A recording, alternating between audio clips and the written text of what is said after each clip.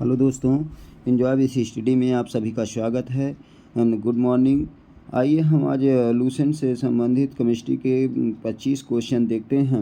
बहुत अच्छे क्वेश्चन हैं जो सभी एग्जामों में पूछे गए हैं। आशा है आप सभी स्वस्थ होंगे, मस्त होंगे। आइए देखते हैं पहला क्वेश्चन। इलेक्ट्रॉनों की समान संख्या वाले परमाणु अणु या आयन होते हैं। क्या होते हैं? आइसोटोन्स होते हैं कि आइसोटोप होते हैं, आइसो इलेक्ट्रॉनिक होते हैं या बैलेंस आइसो इलेक्ट्रॉनिक होते हैं। तो आपका राइट आंसर हो जाएगा आइसो इलेक्ट्रॉनिक्स। क्या? Iso electronic. ऑप्शन नंबर कौन सा सही हो गया? सी। अगला क्वेश्चन हम देखेंगे कौन सा है। दो तत्व कैल्शियम पर जिनका परमाणु क्रमांक 20 है और आर्गन का परमाणु क्रमांक 18 है, दोनों तत्वों की द्रव्यमान संख्या 40 है। ऐसे तत्वों को क्या कहा जाता है? समन्यूट्रॉनिक कहा जाता है, समआयतनिक कहा जाता है, समभारिक कहा जाता है, समस्थानिक कहा जाता है। क्या कहा जाता है? यदि देखिए परमाणु क्रमांक भिन्न भिन्न हैं लेकिन उनके परमाणु द्रव्यमान समान हैं, तो ऐसे तत्वों को कहा जाता है समभारिक। आपका राइट आंसर क्या हो जाएगा? Option number C. क्या हो जाएगा? ऑप्शन नंबर सी हो जाएगा। राइट आंसर हो जाएगा option number C. C option सही है। अगला क्वेश्चन हम देखते हैं 52 नंबर का। किसी परमाणु के उच्चतम ऊर्जा स्तर में स्थित इलेक्ट्रॉनों की संख्या, इलेक्ट्रॉनों को क्या कहा जाता है? संयोजकता प्रोटॉन्स, कक्षीय इलेक्ट्रॉन्स, संयोजकता इलेक्ट्रॉन्स, कक्षीय प्रोटॉन्स। क्या कहा जाएगा? पहला इसका आंसर हो जाएगा किसी परमाणु के उच्चतम स्तर ऊर्जा स्तर में स्थित इलेक्ट्रॉनों को क्या कहा जाता है? संयोजकता इलेक्ट्रॉन। ऑप्शन नंबर क्या हो जाएगा? ऑप्शन नंबर ए आपका सही हो जाएगा। कौन सा ऑप्शन सही होगा? ए ऑप्शन आपका राइट है। अगला क्वेश्चन है किसी तत्व के रासायनिक गुणधर्म किस पर निर्भर करते हैं?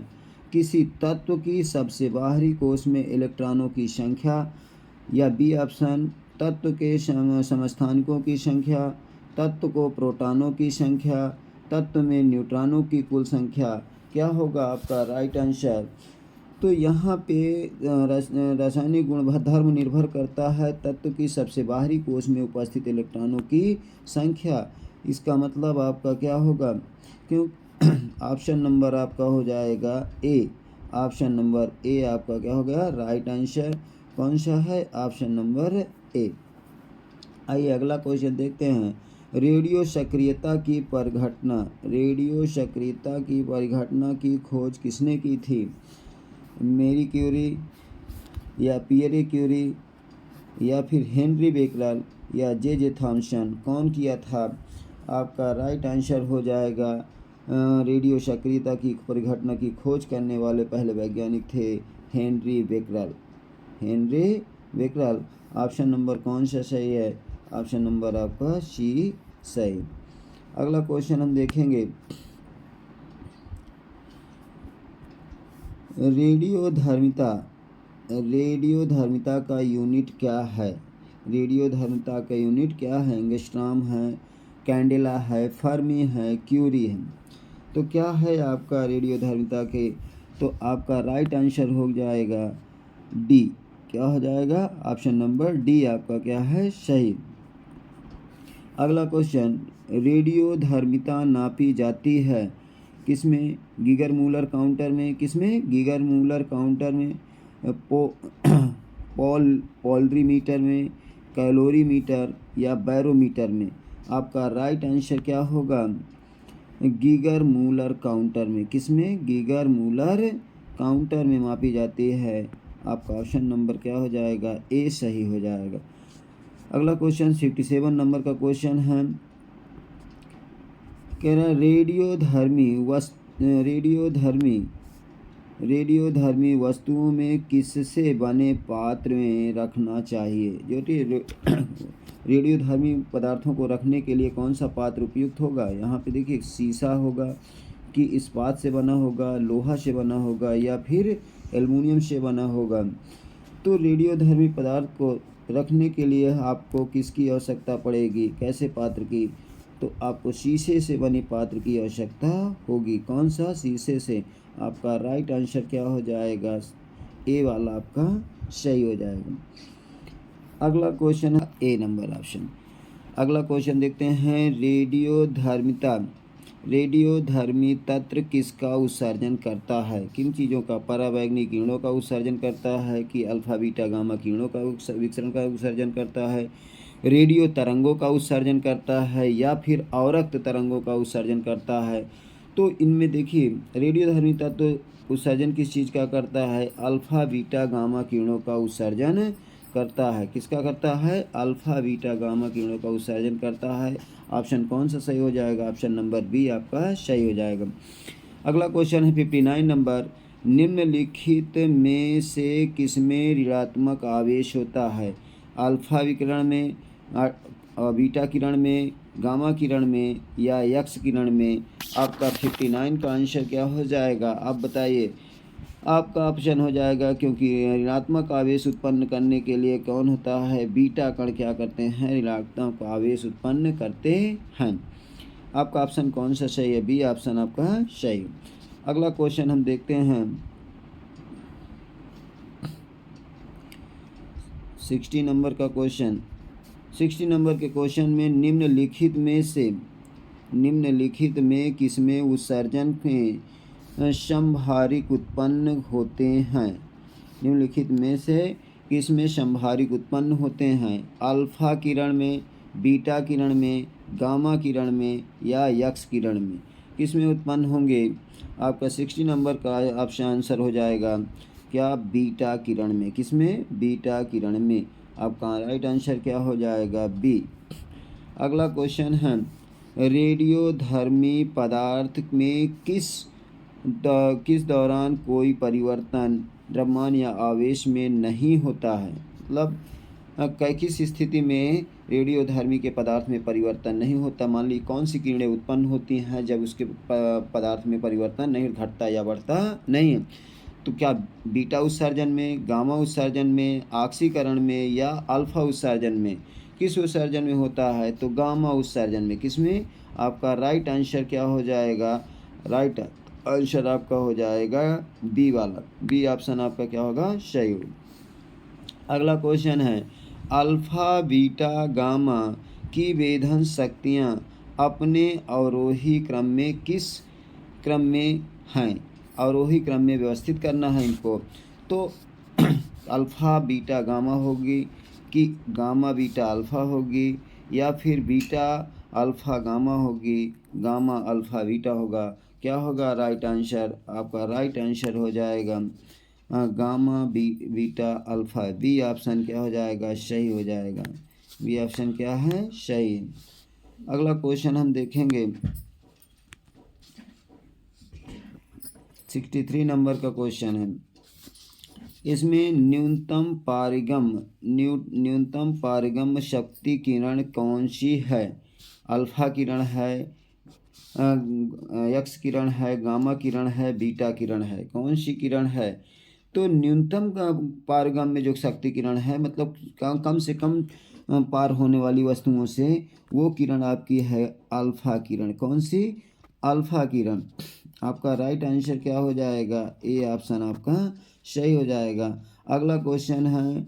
अल्फा कण में क्या होते हैं? अल्फा कण में क्या प्रेजेंट होते हैं? 2 प्रोटॉन, 2 न्यूट्रॉन या फिर 1 प्रोटॉन, 4 न्यूट्रॉन, 2 प्रोटॉन, 4 न्यूट्रॉन या 1 प्रोटॉन, 1 न्यूट्रॉन? अब देखिए, अल्फा कण में हीलियम का नाभिक होता है। तो हीलियम के नाभिक में देखिए 2He4 लिखा जाता है। कितना? 2He4। यहाँ पे 2 प्रोटॉन और 2 न्यूट्रॉन होते हैं। कितने होते हैं? ऑप्शन नंबर कौन सा सही हो जाएगा? आपका ए ऑप्शन क्या हो जाएगा? राइट हो जाएगा। ए ऑप्शन आपका सही।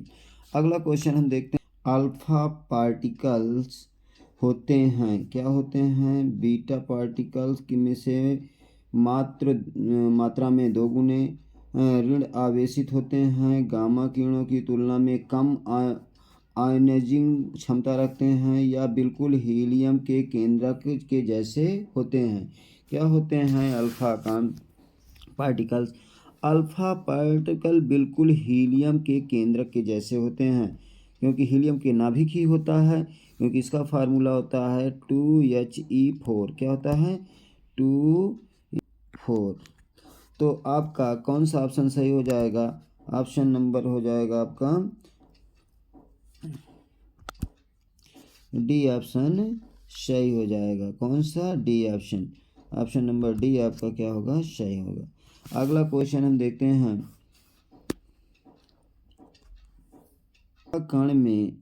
अल्फा कण में 2 धनात्मक आवेश होते हैं। इनका द्रव्यमान निम्नलिखित में से किस एक के लगभग बराबर होता है? 2 प्रोटॉन्स का द्रव्यमान, हीलियम के एक परमाणु का द्रव्यमान, 2 पॉजिट्रॉन तथा 2 न्यूट्रॉनों के द्रव्यमान के योग के बराबर। 2 पॉजिट्रॉन का द्रव्यमान, क्योंकि प्रत्येक पॉजिट्रॉन में एकल धनात्मक आवेश होता है। इसमें आपका सही हो जाएगा हीलियम का एक परमाणु नाभिक होता है। क्या होता है? हीलियम का एक परमाणु नाभिक होता है अल्फा कण। तो ऑप्शन नंबर क्या हो जाएगा? बी ऑप्शन क्या होगा? सही होगा। बी ऑप्शन क्या होगा? राइट है। अगला क्वेश्चन हम देखेंगे 67 नंबर। इसमें क्या दिया है? रेडियो एक्टिव सामग्री से उत्सर्जित बीटा किरणें क्या हैं? केंद्रक द्वारा उत्सर्जित आवेशित कण हैं, उदासीन कण हैं, विद्युत चुम्बकीय विकिरण है, केंद्रक के चारों ओर घूमने वाले इलेक्ट्रॉन हैं। क्या हैं आपके? ये जो रेडियो एक्टिव सामग्री से उत्सर्जित बीटा कण होते हैं, ये एक प्रकार से इलेक्ट्रॉन होते हैं। और ये कहाँ होते हैं? ये न्यूक्लियस के चारों ओर घूमने वाले एक प्रकार के इलेक्ट्रॉन हैं। ऑप्शन नंबर क्या हो जाएगा? ऑप्शन नंबर डी आपका क्या हो जाएगा? सही हो जाएगा। डी ऑप्शन क्या है? सही। अगला क्वेश्चन हम देखते हैं यहाँ पे। गामा किरणें किससे बनी होती हैं? मेसन कण से बनी होती हैं, या न्यूट्रॉन कण से बनी होती हैं, या हिग्स बोसन से होती हैं, विद्युत चुम्बकीय तरंगों से होती हैं? किन में से होती हैं? आपका राइट आंसर हो जाएगा जो गामा किरणें होती हैं एक प्रकार की विद्युत चुम्बकीय तरंगें होती हैं। क्या होती हैं? एक प्रकार की विद्युत चुम्बकीय तरंगें होती हैं। आपका राइट आंसर क्या हो जाएगा? डी ऑप्शन सही हो जाएगा। अगला क्वेश्चन इसी के क्रम में हम देखते हैं। किसी नाभिक के गामा 6 से क्या होता है? नाभिक की द्रव्यमान संख्या बदलती है, जबकि इसका परमाणु क्रमांक नहीं बदलता। नाभिक की द्रव्यमान संख्या नहीं बदलती है, जबकि इसका परमाणु क्रमांक बदलता है। नाभिक की द्रव्यमान संख्या और परमाणु क्रमांक दोनों ही बदल जाते हैं। ना तो नाभिक की द्रव्यमान संख्या बदलती है और ना ही परमाणु क्रमांक बदलता है। तो जब गामा 6 होता है, इसमें कोई भी चीज़ आपका ना तो द्रव्यमान संख्या बदलती है और ना ही क्या होता है? परमाणु क्रमांक बदलता है, क्योंकि पदार्थ की स्थिति में परिवर्तन नहीं होता है। ये यूपीएससी में पूछा गया क्वेश्चन है। इसका राइट आंसर होगा डी वाला। क्या होगा? आंसर इसका हो जाएगा डी ऑप्शन आपका सही हो जाएगा। और डी ऑप्शन आपका क्या है? राइट है, सही है। अगला क्वेश्चन हम देखेंगे। निम्नलिखित में से कौन रेडियो एक्टिव तत्व है? सीसा है कि पोटेशियम है, या फिर प्लूटोनियम है, या मॉलिब्डेनम है? तो कौन सा आपका रेडियो सक्रिय तत्व है? तो रेडियो सक्रिय तत्व क्या है आपका? प्लूटोनियम है। क्या है? प्लूटोनियम। आपका राइट आंसर क्या हो जाएगा? सी ऑप्शन आपका सही हो जाएगा। प्लूटोनियम या यूरेनियम भी होता है। ये सभी तत्व प्लूटोनियम, यूरेनियम 235, 238 ये रेडियो सक्रिय तत्व कहलाते हैं। अगला क्वेश्चन है। निम्नलिखित में कौन एक रेडियो सक्रिय तत्व है? सीसा है, ये तो हो चुका है। पोटेशियम, तो आपका रेडियो सक्रिय तत्व क्या हो जाएगा? सी ऑप्शन सही है। 71 नंबर क्वेश्चन देखें कि कार्बन डेटिंग निम्न की आयु निर्धारण हेतु प्रयुक्त की जाती है। कार्बन डेटिंग का प्रयोग किस में करते हैं? क्या हम जीवाश्म का पता लगाने के लिए करते हैं, या पौधे का, या चट्टान का, या फिर आपको इनमें से कोई नहीं? तो कार्बन डेटिंग का प्रयोग किया जाता है जीवाश्मों का पता लगाने का की आयु निर्धारण करने के लिए। किसमें? जीवाश्म के आयु निर्धारण करने के लिए किया जाता है। ऑप्शन नंबर क्या हो जाएगा? ए ऑप्शन आपका सही हो जाएगा। अगला क्वेश्चन है कार्बन तिथि निर्धारण। कार्बन तिथि निर्धारण में कार्बन का कौन सा समस्थानिक प्रयुक्त होता है? कौन सा होता है? ये होता पहला 6C14 होता है कि 6C13 होता है, 6C12 होता है, 6C12 या 6C14। तो आपका कार्बन तिथि निर्धारण में कार्बन का समस्थानिक प्रयुक्त होता है कौन सा? ऑप्शन नंबर ए आपका 6C14, अर्थात ए ऑप्शन क्या है आपका राइट है। क्या है? ए ऑप्शन राइट है। अगला क्वेश्चन हम देखते हैं यहाँ पे रेडियोधर्मी पदार्थ की आयु 10 दिन है। इसका अभिप्राय यह है कि पदार्थ का पूर्ण विघटन 20 दिनों में हो जाएगा, पदार्थ का पूर्ण विघटन 40 दिनों में हो जाएगा, पदार्थ के 3/4 भाग का विघटन 20 दिनों में हो जाएगा, या फिर पदार्थ के 1/4 भाग का विघटन 5 दिनों में हो जाएगा। इसमें आपका राइट आंसर क्या होगा? आपका आंसर हो जाएगा पदार्थ का 3/4 भाग किसमें? 20 दिनों में विघटित हो जाएगा। आपका ऑप्शन नंबर क्या होगा? सी सही हो जाएगा। क्या हो जाएगा? सी सही हो जाएगा। इसी के क्रम में हम अगला क्वेश्चन देखते हैं। अगला क्वेश्चन है कह रहा है कि रेडियोधर्मी पदार्थ का आधा जीवन काल 70 दिन का है। उसी पदार्थ का 1 ग्राम कितने दिन बाद 0.25 ग्राम रह जाएगा? ये आपका कितने दिनों बाद रह जाएगा? तो ये 70 दिन जीवन काल है, तो 140 दिन के बाद क्या हो जाएगा आपका? या फिर 70 दिन में, या 210 दिन में, या 280 दिन में? आपका राइट आंसर हो जाएगा ए 140 दिन में। 140 दिन में ये विघटित होकर 0.25 ग्राम रह जाएगा। इसका मतलब ऑप्शन कौन सा सही है? ऑप्शन नंबर ए आपका क्या है सही। अब 140 दिन। अगला क्वेश्चन है किसी रेडियो सक्रिय